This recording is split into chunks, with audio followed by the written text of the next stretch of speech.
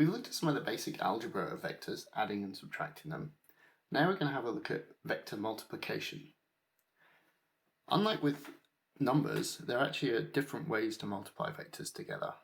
We're going to look at two of them in this course. We're going to look at what's called the dot product or scalar product, and then later on we're going to look at the vector product. Let's look at the dot product. In order to motivate this, let's consider a case that we looked at earlier, which is where we drag a box along the floor by applying a force at an angle to the floor.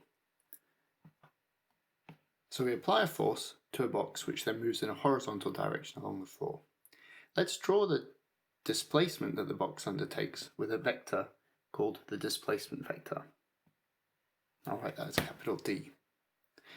Let's put the angle between these two vectors in there as the angle theta. So we apply the force at an angle theta to the displacement vector d. Now, you've seen the concept of work done. The work done by the force is in fact the force along the displacement vector. So the work done in this case is W, which is the modulus of F times the modulus of D times the cosine of the angle in between them. So if the angle is 0 as you drag the box with the force applied directly parallel to the floor, that's the maximum amount of work done. And as theta increases up to pi by 2, you end up with no work done on the box. It doesn't move the box along the floor. So this is a concept from physics which motivates what's called the dot product between two vectors. In fact, we have two vectors, f and d. We multiply their lengths and multiply them by the cosine of the angle in between them, produces a number which has uses in many applications, for this example from physics. In general, we define the dot product in the same way for any two vectors.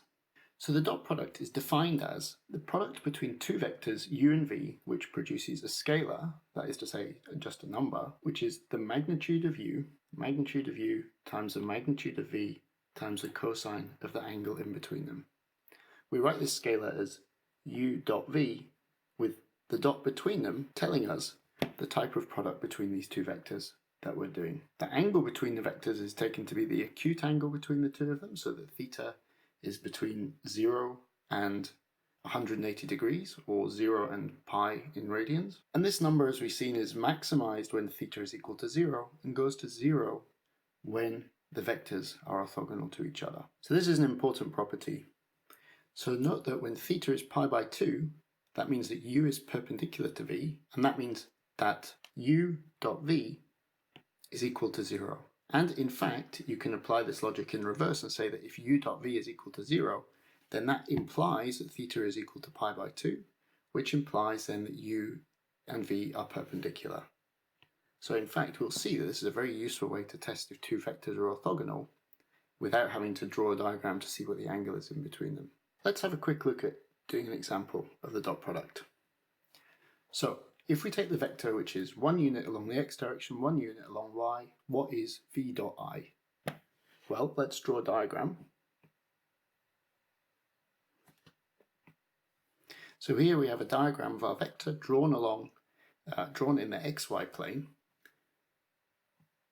And in red, I've drawn the vector I, which is a unit vector pointing along the x direction. So v dot I then is the length of v times the length of I times the cosine of the angle between them. Now the angle between them is just pi by 4, and the length of the vector v is the square root of 1 plus 1 times the length of I, which is 1.